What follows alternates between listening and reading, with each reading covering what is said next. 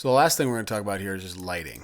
And I'll be the first to tell you, I don't think I did a very good job lighting this scene.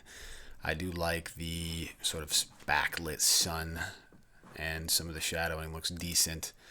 But it's a little rough. I didn't render it out at the highest quality because each frame was taking about a minute and a half, and I've got a fairly fast computer. I definitely want to get a faster one, one that's was really great with video, but when you're animating, adding ambient occlusion and GI and using a lot of elements to your scene, you're going to have a slow render time. So what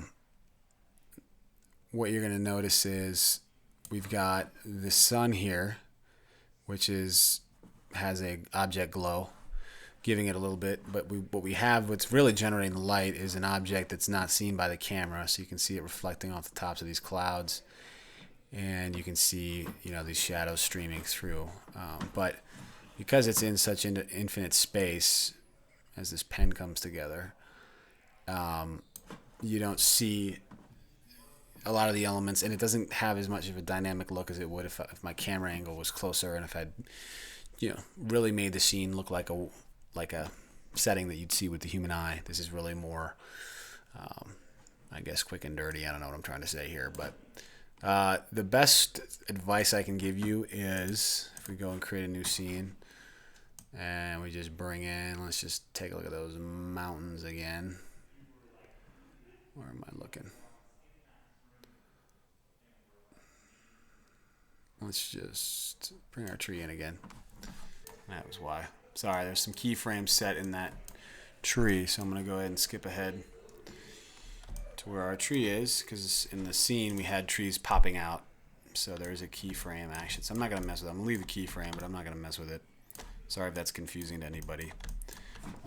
But I highly recommend this. Is what you're going to want is GSG Light Kit Pro, Greyscale Light Kit Pro, and some of these out-of-the-box settings are fantastic.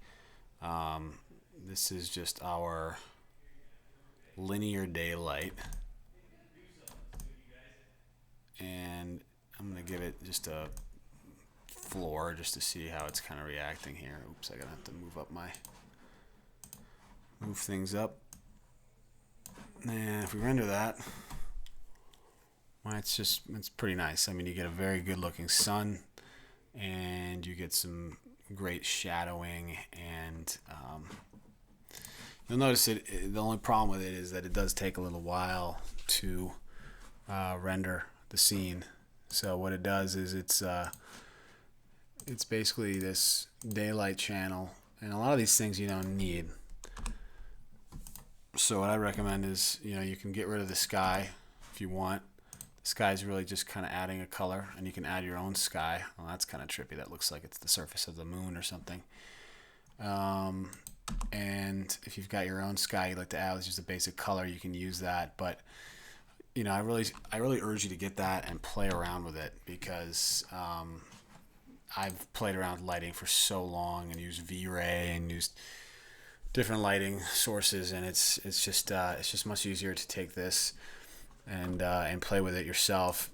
The best advice I can give you is you're going to want to have in the sunlight a color like a yellow or an orange, and then you're going to want to have a secondary light, which in this case is just kind of a background light. Let's go up here. Let's find all of our light sources. And all your fill light needs to be kind of blue. Okay, so real daylight lighting is a central source that is yellow, and it is background, and it is fill light that is blue. And that's how you're going to get that really, that real daylight look, an interesting look, and that's what Pixar does, and all the editing studios have figured that out. So make sure that if you're going to go and do it on your own, that you're abiding by kind of those rules of editing your scene.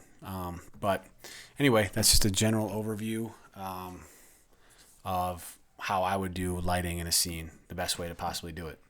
Thanks.